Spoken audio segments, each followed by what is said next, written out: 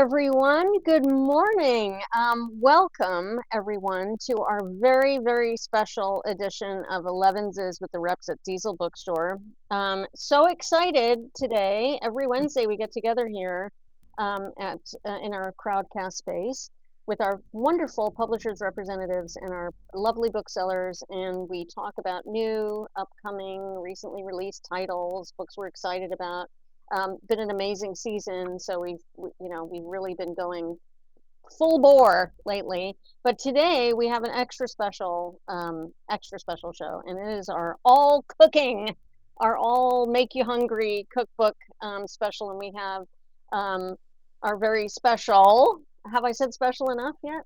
Do you think? We have Dave Ehrlich from Chronicle, who makes us hungry all the time. Anyway. And is doing a cookbook extravaganza here today. And I'll reintroduce everybody in a second. And it's special for me too, because I'm here right next to the man, Joey himself, in the actual Diesel location in the office. Yeah, look at that. So I'm super excited to be here in person. And I'm super excited to be doing this a little bit unusual Elevenses, and we're really stoked to make you all hungry. And we've got a lot of really great books for you today.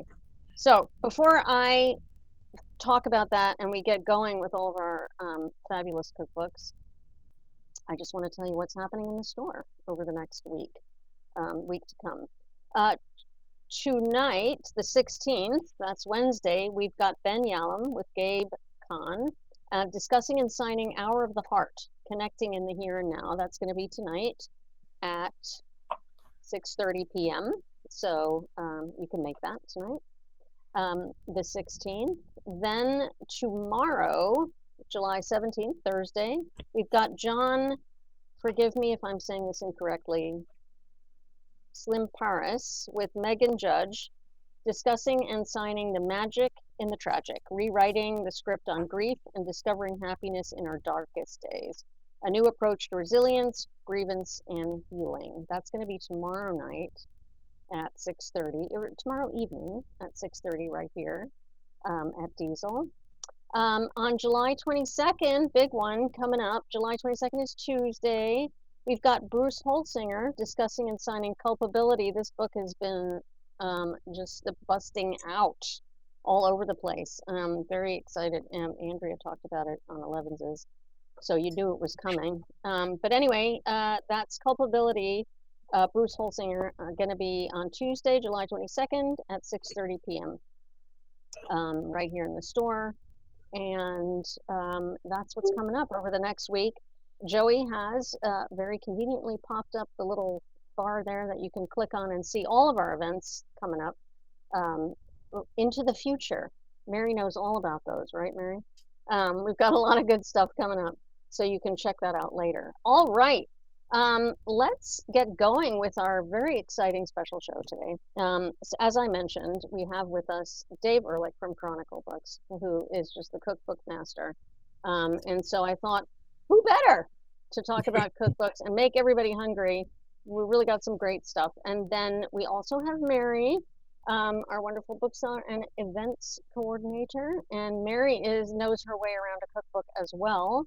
And so Mary's got a couple of cookbooks she wants to talk about. And I have a couple of cookbooks I'm going to talk about as well. We're just going to give basically Dave a break to take a breath and have a sip of water in between. And also, as an added bonus, we have some photographs of some of the recipes that I've made from the books that we're talking about today. So Joey's gonna sort of pop those up at regular intervals here, so you can have a look and see actually how achievable these recipes are.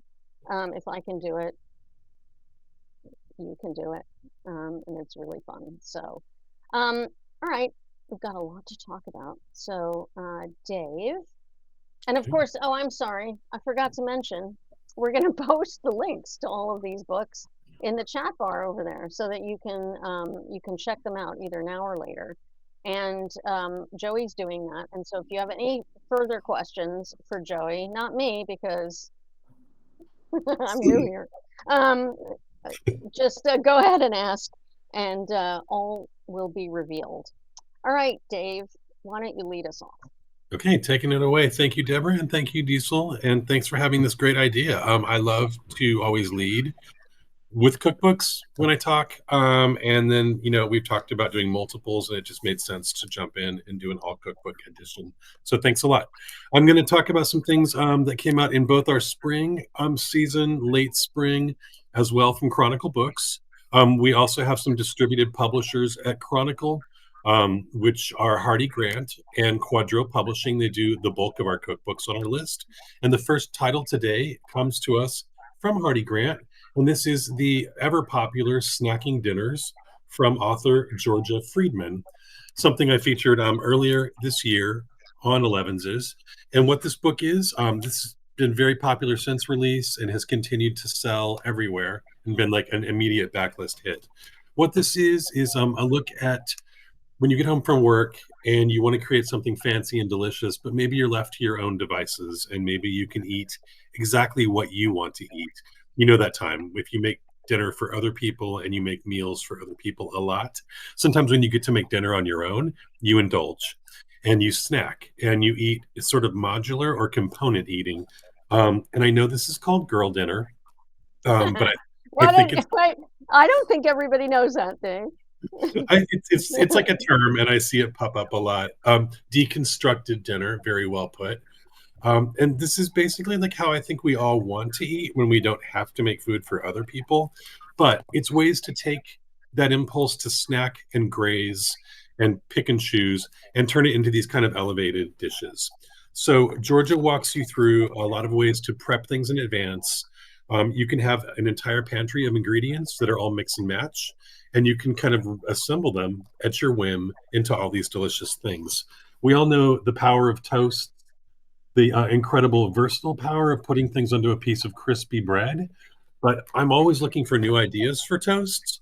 I'm going to share a couple of these with you. She recommends the Elvis. Sounds great, which is peanut butter, sliced bananas, and crumbled baked bacon. Has to be on white bread. Fit for a king, it says. You can do a classic smørrebrød, which is a butter, pickled herring, sliced onion, or dill on a Danish rye. The Plowman's Feast, which is a big pile of cheddar ham, and you can do chopped cornichons on a crusty bread. I like to offset that with like a fruit spread. Something like an apricot is really good against that cheese or anything kind of savory. So she recommends these toasts, and there's a girl dinner comment in the comments, so you know what I'm talking. You can take things that you keep in your freezer, like a bag of tater tots. I know this sounds kind of downgrade, but you can also spruce them up and you can add scallion, Kewpie mayo, because I keep Kewpie mayo in my fridge. You can put furikake on this for a little bit of a kind of like a rice bowl flavor. And then you make a quick sauce, or you can actually buy okonomiyaki sauce. So this tastes like the Japanese cabbage pancake, and you've already got tater tots in your freezer if you followed her advice and bought the bag. So all these things are ready for you to make. There are ways to kind of eat modular and in components. This is like a really clever idea. A lot of these recipes are dips and things that you can kind of jump in on. This is like an elote dip with a cojita and a corn, cilantro, etc. And then you use chips to scoop it up. I like any dinner that involves me putting it on chips and putting it into my mouth. There's all kinds of ways you can kind of adapt nachos. That's a snacking dinner. And then another clever vessel to get food into your mouth are these little potato bites, kind of cutting them into these thin wedges, and then just doing a variety of quick toppings. There are over 60 ideas in this book. She helps you build your pantry, and just helps you kind of put together all these things that elevate a snacking dinner into a fancy dinner. And you don't have to eat these alone. You can certainly impress friends and family with your ability to make a snacky, grazy, delicious dinner. This book has just continued to sell like crazy, and everybody loves it. Really bright, inventive, and cool. All right. And then, I'm not surprised about that it's doing really well because everybody wants to feel like their snack is elevated in some fashion. As when Dave and I were talking about this book earlier, I said, I just want you to know I invented the whole girl dinner thing. I just, for the record, I've been eating like that my whole life and making things because it looks pretty, it looks good, you know. So, but it's very clever. It's a really clever idea, and just waiting for someone to think of it. Actually, putting and stuff then together. just Yeah, endlessly adaptable. So yeah, yeah, absolutely. yeah, using your imagination. And then my second book today, this is one of my favorites off of the spring list. Kind of it came out late spring into early summer now. And this is the absolutely beautiful Coastal. This comes to us from Scott Clark. This is a Chronicle title, published by us, Chronicle. And he is the main chef and founder of Dad's Luncheonette, which is up in Half Moon Bay along the California coast, just under San Francisco. And that is a really renowned diner that serves these kind of, I hate the word elevated to keep using it, but again, taking these simple comfort food things and then kind of using really great ingredients, using really interesting preparations to kind of expand on them and take this food and make it a little more fancy. So I want to show you the end papers in this book. I'm going to turn this light over. Hopefully you can see this. But a really cool drawing in the end papers of the California coast. And he kind of shows you this runs from Santa Barbara and then running up the coast all the way up to Half Moon Bay, just under San Francisco. So he calls out spots along the coast. He calls out different chefs, different farmers. And the book is as much a road trip as it is a cookbook. But you journey with Scott along the coast. He talks about the ingredients in these recipes and how they're kind of harvested along the coast. Really beautiful location photography, very luscious. He meets the farmers and the people that bring this food to our tables. He even interviews fishermen and then uses the fish that they talk about catching in a recipe. So the book is like this voyage, but you also get to meet these people along the way. And it's a celebration of just all these diverse flavors we have in California and especially along the coast. He goes into the forest and forages for mushrooms, talks about the people that forage these mushrooms. You get little interviews and profiles of them, and then uses them in a recipe. All kinds of seafood, a beautiful Dungeness crab rice. I love a crab fried rice here. And all these things have really intrinsically California flavors in them. So it's just really like this beautiful visual celebration of the California coast, the lifestyle of it, the people that make these things happen, and then all the wonderful foods that reflect the way we eat here in California. So this has been a really nice, successful book since it came out. Really visual and just as much like an armchair travel book as it is just a beautiful California cookbook. And that is Coastal. I know that you were really, you've been talking about this coastal for a long time. I remember you were really excited Yeah. before it even went on sale. And both of those first two books that you talked about, Dave, have a similar kind of like light, sort of bright, refreshing kind of vibe.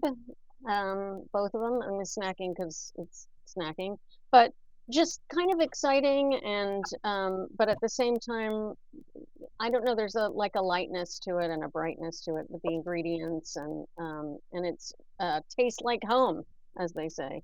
Um, but both of those are great, are really wonderful books. The snacking one, I'm really and hot on. I love it. And this coastal is a really beautiful book as well. So Yeah. yeah. So those are great first two. Um, but Mary, why don't you talk about one of yours now? Okay. Well, my first one is going to be Super Italian, Giada De Laurentiis. She was at the store not that long ago, and so I went ahead and got this. And I love a cookbook that, even though it has some of these recipes have a lot of ingredients, and you could change some of it. Like I made the chicken parm from scratch and did the tomato sauce from scratch, but you don't have to do the tomato sauce from scratch. So I like when you can take something and maybe you make it a little easier for yourself. But everything I've made so far in here has been pretty easy to do, easy to follow, and it looks wonderful. It smells amazing. And when I have my whole family, all the kids over and their significant others, and now I have 2 grandkids. So it's nice to make something that feeds everybody. So she has like a sheet pan lasagna that's wonderful. And then my pregnant daughter-in-law at the time, Kate, said she had 2 helpings at dinner, and then she snuck out in the middle of the night and got some more. So when you make something that looks really good, it smells good, and then it feeds a lot of people and they sneak out in the middle of the night, I think that tells you it's pretty good. So I just love this book. I haven't made everything out of it, obviously, but I've made several things and some more than once, and it's really wonderful. So what have you made aside from the chicken parm? The sheet pan lasagna, the chicken parm. There's a shrimp pasta recipe. Let's see. I'm not sure what else. But let me see if I can show you, if I can find a picture. There's so many, and the pictures, in cookbooks are always wonderful, but all of these pictures in here are really good. And I'm not sure. I thought it would turn automatically to something I've made, but let's see. Oh, this one here's the sheet pan chicken parm. You can see that. Oh, look at that. Yeah. And I like that it's just sheet pan, so it makes it really easy. But look at it. It actually looked like that too when I made it, if you can believe it. I love it. I love a sheet pan dinner. Yes. I have a photo of one. I have a photo of a sheet pan dinner. Joey will find that in a second. She her recipes do have a lot of ingredients, but this isn't like particularly challenging. They're achievable. All of the recipes are really achievable, I think. Yes. Yeah. So you've been working your way through it. Yeah. Yeah. That actually is a mushroom garden focaccia, which, but anyway, we'll just slide. Wow. Wait, there it was. That's a sheet pan dinner that is really easy to do. Just lemons and which is the very similar. Actually, it's kind of from Coastal, from Dave's book over there, using a lot of like sort of fresh ingredients. Anyway, yes, she was at the store not too long ago, Jada, and she's terrific, and we had a great event with her. So super Italian. Great. Thanks, Mary. Yeah, she has some great spices and olive oils and stuff too. I actually ordered one, and it is pretty surprising. It was like they were affordable within reason, and so it's really good. Excellent. Thanks, Mary. Mm-hmm. All right, I'm going to talk about Tarts Anon. This is a little bit more challenging, but it's for someone who really wants to get into it and experiment with some different kinds of ingredients and kind of challenge, or just look at the pictures. And then go out and buy it somewhere or something, get somebody to make it for you. But if you're up for a little bit of a challenge and a few extra steps, this is an amazing book. I fell in love with it when I first saw it because it's so beautiful.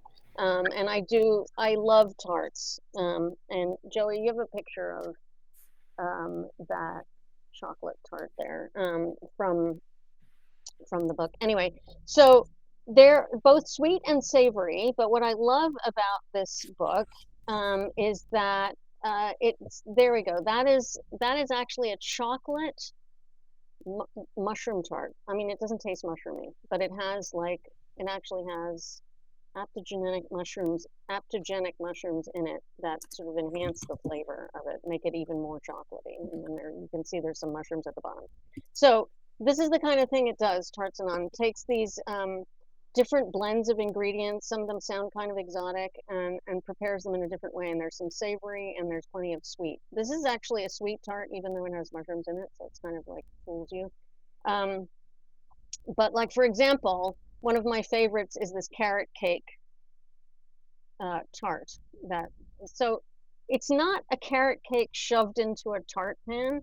It's a sort of a recreation of a carrot cake in tart form, if that makes sense.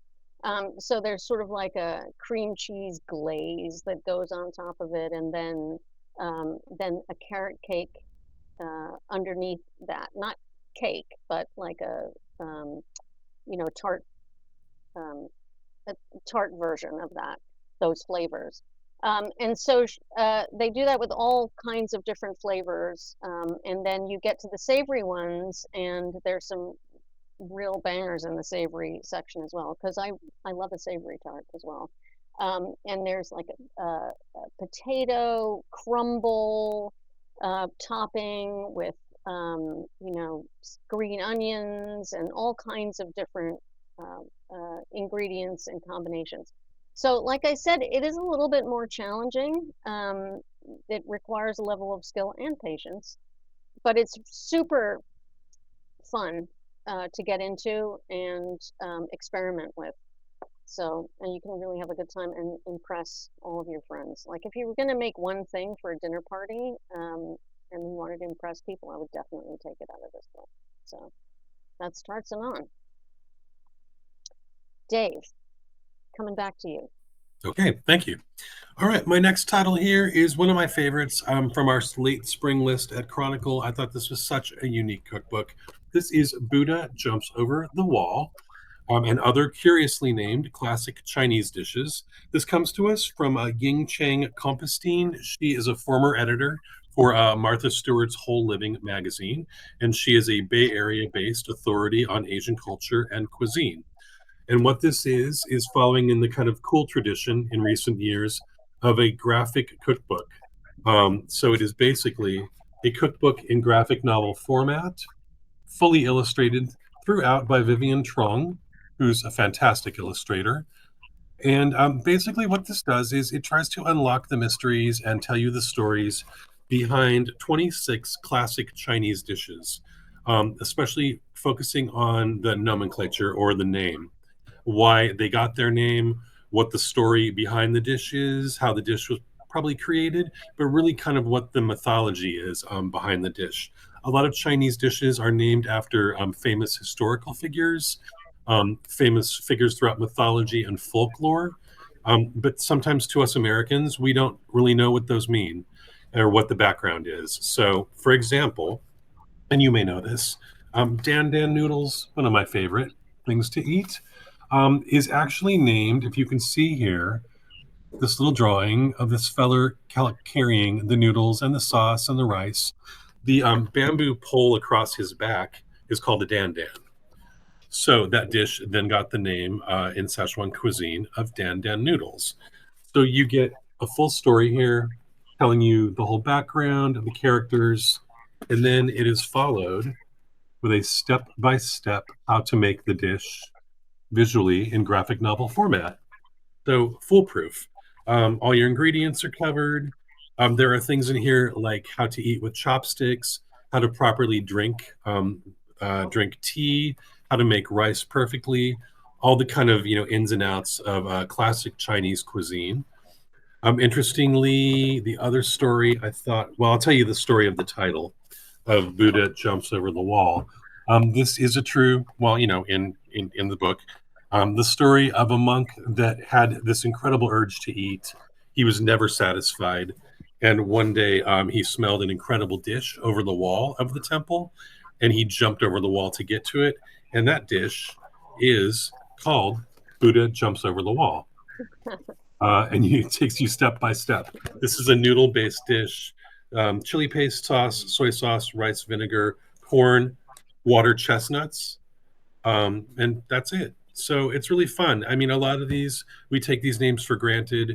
Ants climbing a tree, raging steamed meat, lion's head meatballs. I love lion's head meatballs, but we don't really know the backstory. So this is just like a fun visual book. I feel like this would be really fun to cook with like kids or teens that are interested in cooking and love Chinese food, to kind of illustrate the stories behind the dishes. But then also just the visual component makes this super accessible for really anybody in the kitchen. There's a lot of humor in this. The cartoons are adorable. And this is such a fun cookbook to talk about as I sold it in throughout the season. And it's just continued to sell great. So a very unique and clever Chinese graphic cookbook. Out now. I love this book. I was so excited about it when I think you talked about it right before it came out or just as it Yeah. came out. Such a clever idea. And so it's such a great idea to get people involved with cooking. And like you said, we talk about reluctant readers a lot when we talk about kids' books, but there's also reluctant cooks, right? And this really helps. It takes some of the mystery out of it. It takes some of the fear out of it of cooking and doing things wrong, and it gives you all of that other background on everything at the same time. It's such a great idea, and this is just, it couldn't be cuter. It's such a cute book. And I will say that I'm going to say this again in a few titles when I talk about a Japanese cookbook that I'm featuring. But we're so lucky to live where we live, and we have immediate accessibility to places like 99 Ranch Market, H Mart, all these amazing Asian grocers and grocery stores. And like Joey just said in the chat, it does feel intimidating.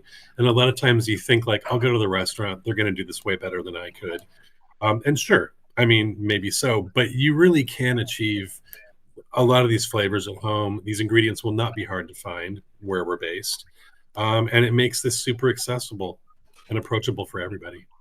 I should have brought. I didn't think to make the. I don't often take pictures of the tofu, but like sometimes just a method, like cutting up tofu into squares. It's like my tofu never tastes like it does in these restaurants and everything. And like the key can sometimes be like just lightly frying each side of the cube and turning them one at a time. It's worth the effort. And then they're amazing. It is actually worth the effort if you do it. You just have to be kind of really chill about it, and get into it, which is a mindful way to cook and a good way to cook as well. So loved this book. It was a great book. Thanks. Yeah, it's really cute.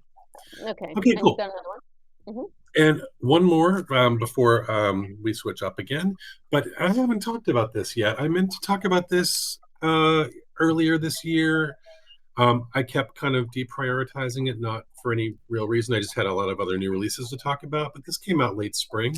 And this also comes to us from our wonderful Hardy Grant imprint. And this is Pranzo, Sicilian-ish recipes and stories. And this comes to us from Guy Mirabella, who is a celebrated Australian-based food writer and chef. And basically, and I'll show you how beautiful. It's a big, tall book. It's got this nice kind of skinny, tall size, very unusual. And then check it out. I know everyone's doing like the printed edge right now, but it's so beautiful. And it's like a super striking book. You know me and my end papers. End papers, super vivid and abstract and cool. It's such a visual book. So basically, he talks about his Italian upbringing, his Sicilian upbringing, and his kind of life in Italian food. There are recipes, stories, and beautiful location photography, all centered around the themes of generosity, love, tradition, and food. He puts a real emphasis in this book on creating food to celebrate, to gather people around and be communal and share together. And it is, as much of a travel log and a kind of look at Sicily as it is just a straight up cookbook. This is a beautiful bolognese that you can make yourself. Again, these flavors look intimidating. These recipes are quite fancy, but I think he strips it down to their kind of bare essentials and shows you exactly how to do these things. This might not look great without any light, but this is like a roast pork belly with fennel. Beautiful kind of arrangements and displays here.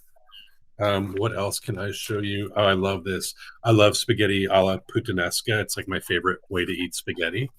So this is a chicken a la puttanesca loaded with capers and olives, all kinds of deep, briny, poppy, savory flavors. He's got mains, he's got sides. There's even some sweet things here in the back and some drinks.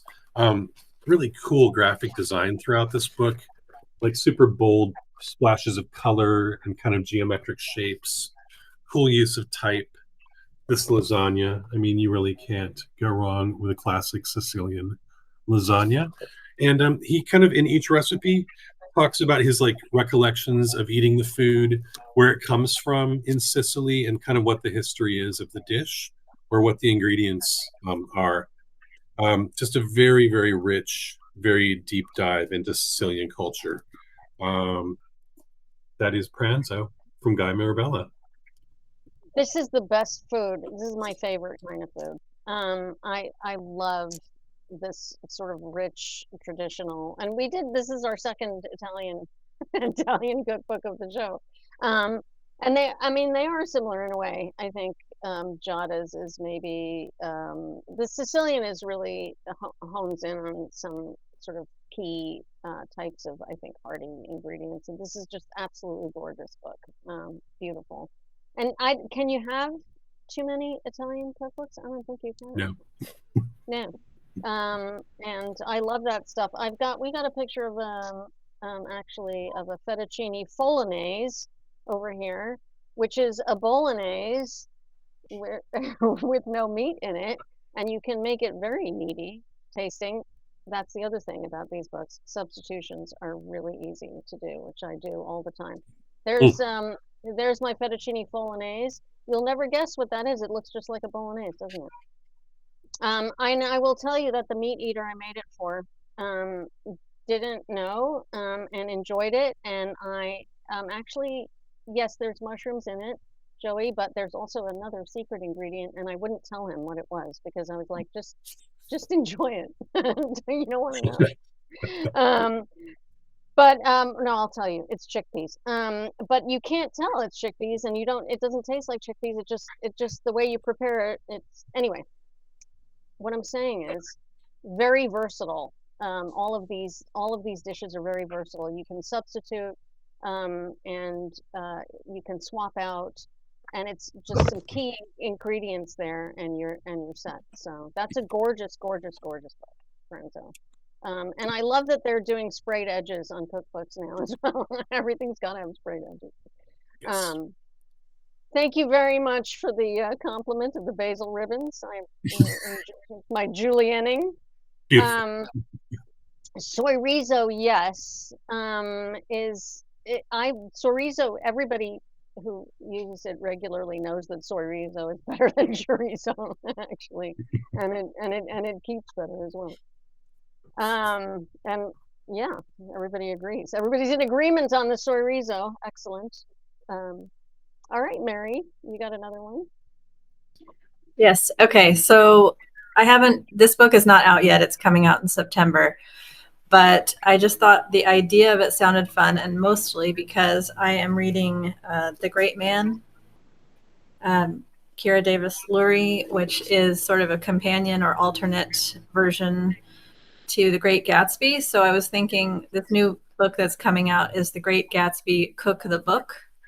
I think Joey has pictures of it, but I was thinking that, sort of the original rich people behaving badly, which seems so on trend right now. Everyone wants to read about that or watch that or whatever. So if you read them together, maybe The Great Gatsby and The Great Man, which is about the Black elite of Los Angeles in that same time, and then you could maybe do a book club where you read both, compared them, and then cooked some of these things, like they have Daisy's mint julep recipe or deviled eggs 2 ways. So just some different things, which would be fun. I don't know that I would do it, but I just thought the idea of it was fun. I hope somebody does it and tells me that a book group has done this, because I just thought that would be so fun and just a different thing to present. It's not difficult, probably recipes, except maybe oysters Rockefeller. Doesn't sound like something I'd probably make at home. But there's some things in there that you could make and share with your book group, and that would be a fun idea. So this is your book, right, Dave? Yeah. So Dave and I don't even remember, but Dave and I have talked about so many cookbooks. We did actually talk about this one, and we were thinking about talking about it, and Dave was thinking about talking about it today, and then Mary picked it, which is great. Because yeah. it's a really clever idea. As Joey mentioned here, The Great Gatsby went into the public domain, so like everything's up for grabs. Yeah. I'm surprised it took this long because it's been in the public domain for a couple of years now. But it is a really clever idea, and it is a great. And thank you for pairing it with The Great Man. You snuck in a novel. Thank you. I snuck in. Yeah. Clever. Nice going. That's some grade A book selling right there. Excellent transition. Can I add a little information here? Because it's not, if you haven't physically seen the book yet, I do have this book, and it's in the trunk of my car because I'm a traveling salesperson and I have to have it at a moment's notice at a sales appointment. So I didn't bring it up. I'm surprised that you're talking about it, and that's really great. What it is the entire novel. And then basically when you get to a point in the book where the characters are dining or eating food, or food is evident or happens, you will find a vellum envelope inside the binding of the book. And then basically there's recipe cards. I think there's 15 recipes throughout the book. Deviled eggs, mint juleps, all kinds of things that actually happen in the novel. And it's really cute. You pull the little recipe card out of the vellum envelope, you open it up, and then you've got the text from the book that mentions the item of food. So it kind of flows seamlessly as you're reading. And then you get the recipe to make. So you can eat along with the characters and then along with the story. And the binding is beautiful. It's like foil and embossed. I'm so glad that Mary picked it, because when we were talking about it, I was like, that's so clever. I love it. And I love stuff like that because I'm the type of person who walks into the bookstore where I'm in all the time. And I'm like, I gotta have that immediately. Yeah. But it's just one of those really, really fun books that's, great gift, great book club idea, and you're just going to want one yourself. And then it does have the whole book in there as well, which is a great bonus as well. Clever idea. It reminds me a little bit of Griffin and Sabine, which was also Chronicle, wasn't it, Dave? Yep, it was indeed. We love our vellum envelopes. I know. I don't know if I'm going into the Wayback Machine with Griffin and Sabine. That was a long time ago, but that was really clever. Also, it was like epistolary, and it was like letters inside other things. It was beautiful. Ephemera. Yeah, we love paper ephemera. We do. Thank you for coming up with ephemera. We do love it. That's a great pick, Mary. Thank you so much. I'm going to sort of go in a different direction with Hot Date. And no, it's not a dating book. It is a single ingredient cookbook about dates. And that's what it is. Look, I love a single ingredient cookbook as well. It's like, how many things can you do with dates? A lot, as it turns out. This also is a very good-looking book itself. It has also sprayed edges. It's got a great purple spray. I don't have it in front of me, but it's got the pages are sprayed like purple, and it goes from everything from sauces to savory to sweet items. Dates are unbelievably versatile. They are a great sweetener for absolutely anything, but they're also really high in fiber. They're a great food. Like, if you just had nothing but dates and water, you could actually survive for quite a while, believe it or not. But you don't have to. You can add other things to it because we have the things. So for example, there's stuffed dates, there's date tarts, I have a photo there of a pear salad, Joey, which has dates and like a date vinaigrette, and with walnuts, and there's blue cheese in there. So so many different things you can do with this book. And Dave, this is another one of your books, and we talked about this. A Loki theme, yes, tarts, dates and tarts, yeah. What can I tell you? So you can see there, yeah, exactly, and incredibly versatile. And again, if you live with a meat eater who can't be told what the vegetarian ingredient is, or somebody who the same person who doesn't like sweet and savory put together because it's unnatural and doesn't occur in nature, which it does. But anyway, you can make this kind of thing for them and they'll never know because it's sort of subtle notes in here, and they all go together. I am not going to open a restaurant, Mary, but if anybody wants to buy a cookbook from me, I will gladly write one and happily make things for a cookbook. Definitely not. Yeah, I've worked in restaurants, lots of them, and it's no, thank you. I'm not going to do that. But it's fun to experiment, and a hot date is another great example of how versatile a single ingredient can be and how many things you can put it in and sort of build around it. And there's a lot of really great dishes you can make. It's both sweet and savory. So I love this book. When Dave first talked about it, I said, I have to have that book. And Dave said, so you shall. And and I got right into it. Have you made anything from this book, Dave? Not yet. Not yet? Okay. I do a date pasta, but it's an old recipe that I've been making for years before this book. But it's like a bow tie pasta, and it has prosciutto and dates is such a classic combination. Yeah. But you crisp prosciutto, and then you kind of crackle it up, and it goes into a bunch of chopped dates and pasta. So it's like that. I love sweet and savory. And prosciutto just like lends itself to something sweet or citrusy, or like a fig jam, and a prosciutto is obviously so delicious. Right. So there's also a great like a smoothie in here, a date smoothie.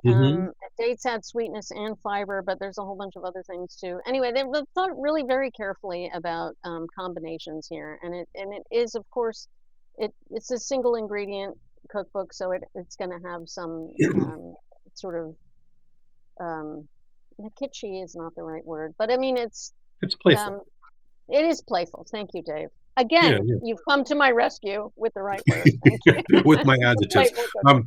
That's a really beautiful book. It's got like a hot pink dyed edge. Speaking of, we're on a dyed edge tip here today. Yeah. But it's like so eye-catching in a store. When you see this book, it's a little oversized and a little skinnier. Right.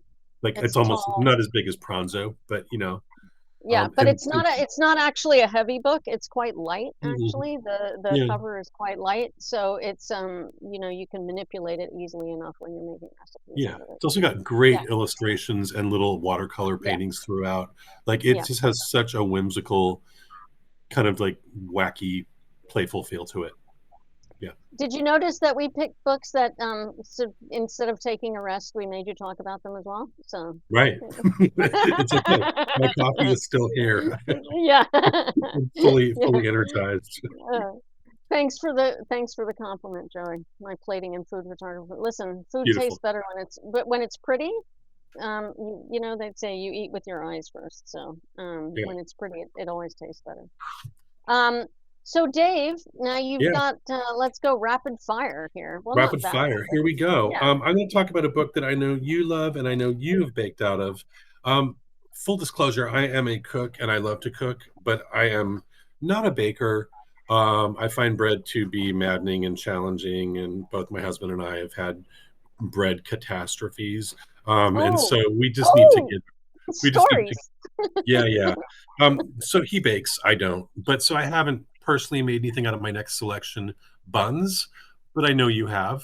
And I know you love this book. So I'm going to talk about it, and you can certainly interject and talk about baking. But, a bun is so deceptively simple. Basically, hang on. Of course, I had this queued up and I lost the page. It's basically flour, sugar, yeast, butter, and eggs. It's that simple. But there's so many ways that you can manipulate buns.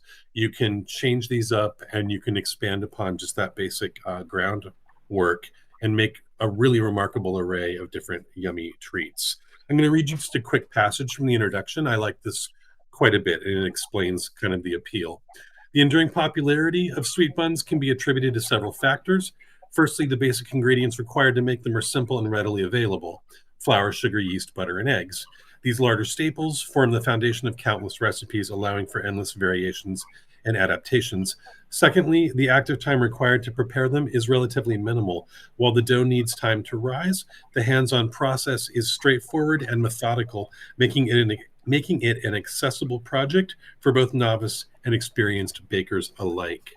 Um, there are really nice combinations in these buns. These are chocolate and tahini, something that goes wonderfully together. I love a nutty tahini flavor against chocolate.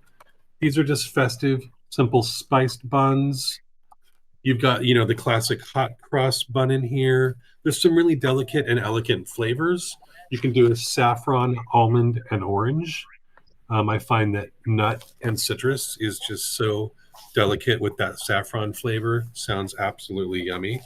Um, I think these are the standout in the book. White chocolate and passion fruit buns.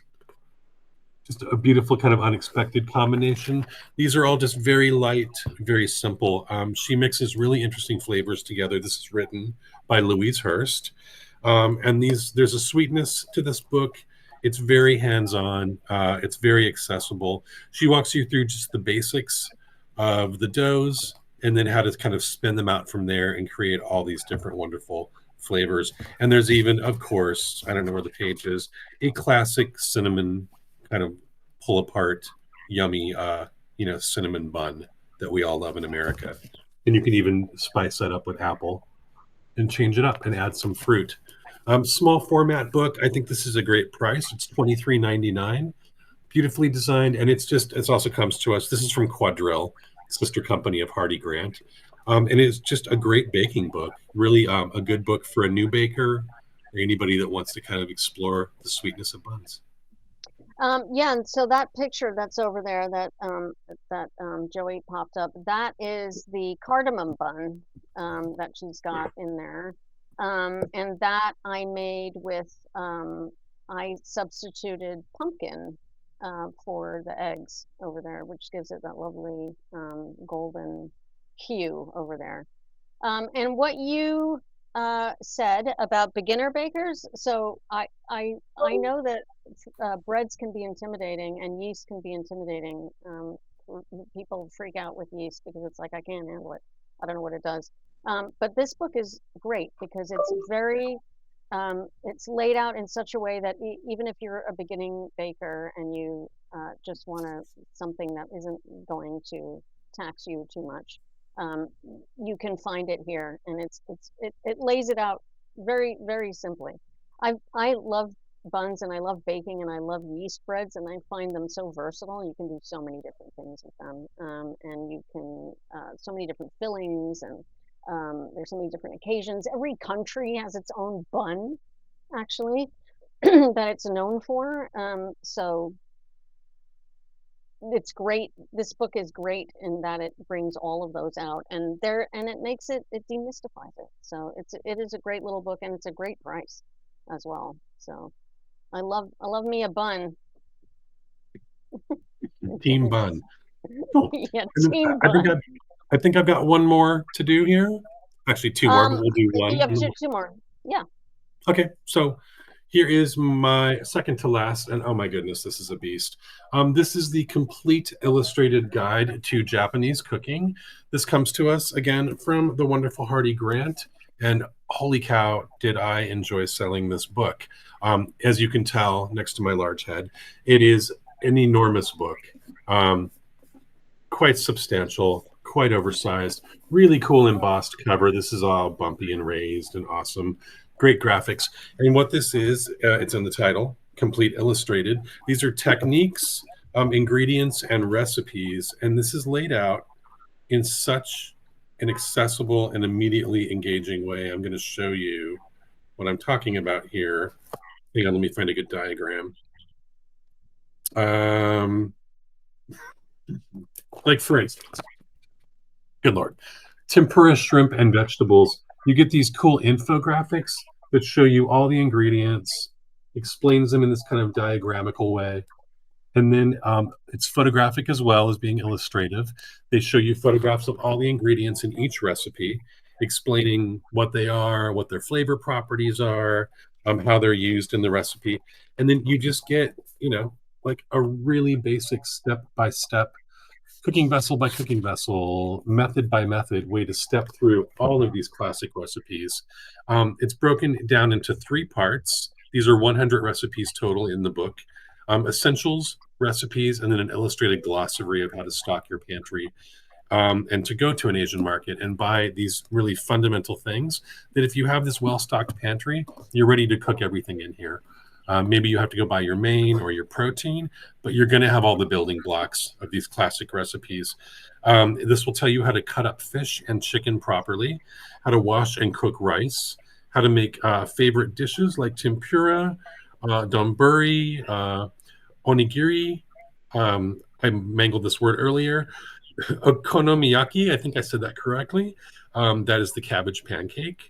And then there's also desserts like matcha roll cake or a black sesame ice cream. And then again, a guide to shopping. When I go to, we have I think it's H Mart on Western and Hollywood that I shop at. And when I go in there, I'm always like both entranced by all the incredible ingredients, the variety of noodles and oils and vinegars and sauces. But I'm also like a little overwhelmed, because when you walk into a foreign market, like you're enchanted by everything, but you don't really know where to go or what to look at. I like to spend my time kind of reading everything and looking at everything, but this book makes it just really organized, really visually simple to cook just everything. It's a beautiful gift for anybody that loves Japanese food. I'm going to show you. Oh my God, this gorgeous picture of sushi. This is what I want for lunch, I think. Too late to make it. But wow, really just healthy, clean, very precise design, and just an absolutely like dynamic book. We will have a follow-up to this coming out a few months called Complete Illustrated Guide to Chinese Cooking. I'll definitely be featuring that on Elevenses coming up. And it will be same trim size, same design, and all that stuff. This is a big book, $45, but just an absolute staple for your home library and anybody that wants to dive into Japanese cuisine. I do. That's my bread is Japanese cooking. I love Japanese food, but I feel really intimidated trying to make Japanese food. I never feel like I can sort of do it justice. But it seems like there's not a lot of room for error there, you know. So this is a book for me to work through slowly, I think. And as Joey points out, there is a really, really, really cool looking book. Another great gift. All right, you want to wrap it up for the day then, Dave? Yeah, I'm going to do my last thing here. I'm going to give you a sneak preview. I was hesitant to pick too much of like titles that were coming out too far in the future. I wanted to keep it current, but this comes out in just a couple weeks, beginning of August. This is from Chronicle Books, our main company here, not from Hardy Grant or Quadrille. And this is Feasts on the Farm. These are over 60 seasonal recipes and stories of sustainable farming. This comes to us from the Tomales Farmstead Creamery in Northern California, run by Tamara Jo Hicks and Jessica Lynn McCloud. This has a foreword by Alice Waters, as it should, being a Northern California and Bay Area cookbook. But they are basically a incredible sustainable farm full of like farmhouses, fields of goats and sheep, super ethical. The animals are all treated very humanely. And the focus, of course, of the book is cheese. Not everything in here has cheese, but there's a real emphasis on the goat cheese, on the cheeses that they make. I need to look at this here. There's also bloomy rinds. They have feta-style cheeses and then salty aged varieties. But the recipes are just quintessentially Californian. This is Tamara with one of the beautiful little goats on the farm. We have the goats to thank for these delicious cheeses. Everything here has like a very fresh, very springy California taste. This is a farmer's panzanella salad. So one of those wonderful bread salads. The cool thing about this is that you don't have to use tomatoes. They have alternates if you're not in tomato season and you're trying to cook seasonally. This substitutes things like fennel and cucumber and asparagus. Any kind of crunchy, fresh green vegetable in season can be mixed in with like wonderful toasty croutons and bread chunks to make a panzanella, a really refreshing kind of winter salad. This is a peach and serrano and peach serrano and ham pizza. Amazing. We talked earlier kind of about that flavor of like peaches or citrus with something salty and yummy and savory like that. And then I need to try my hand at this roasted Dungeness crab with citrus herb butter, which looks absolutely spectacular. There are many recipes throughout this book. So basically, a year's worth of cheese eating, being inspired, all this wonderful cheese, ways you can mix it into your recipes. And this is organized seasonally. So there's always something to make, whatever time of year. And I will absolutely talk about this more in depth on an upcoming Elevenses after release. But this will be out in just a couple of weeks, and I'm always very happy to have a regional title and something kind of because I sell in both Los Angeles and San Francisco. I'm happy to have a Northern California specific location cookbook to sell. Super beautiful. This is $29.95, and again, it's out August 5th. I can't wait for this. I'm super excited about this. There's one on the way to you. Oh, yay! Listen, cheese is big in my house. We like cheese, and a year's worth of cheese eating recipes sounds awesome to me. This is right up my alley, this kind of book. So I'm glad you're talking about it now. It's not really August 5th already is like, I'm like, that's tomorrow. So it's here basically. So very exciting and really good looking book. Excellent. Well, I think this was really fun and we should do this again. Make everybody, I'm starving right now. I don't know about the rest of you, but I'm really hungry now. What amazing group of books. Thank you so much, Dave, for bringing all these wonderful cookbooks. Mary, thank you. Thank you, Mary, as well, for coming up with your books. I love all your cookbooks, Dave. They're always wonderful. As you can see, like a huge variety here of ingredients, methods, ethnicities, everything. There's something for everybody here. Absolutely. And this was really fun. I'm glad you all came and joined us for it. I hope you're all hungry now, and I hope you head to Diesel to pick up some of these fantastic books. And as you can see, everything in there, you can make everything in there, and nothing is unachievable. Otherwise, we wouldn't have presented it. You can do it. Yeah. So thanks again, Dave Ehrlich from Chronicle Books. Mary, thank you so much. Joey, thank you. Thank you, Joey. It's really great to be here, actually, and do Elevenses from here. So, and thanks everybody for joining us again for Elevenses. We will be back again next week. I won't be here, sadly, because this is really fun. But I will be in the little box, and we will have more reps. We will have more books, and we will have more book talk. So hope you will come back again next week and join us then. In the meantime, have a wonderful week, everybody. Stay safe and like reading and cooking and all of that great stuff. We'll see you next week. Thanks everyone.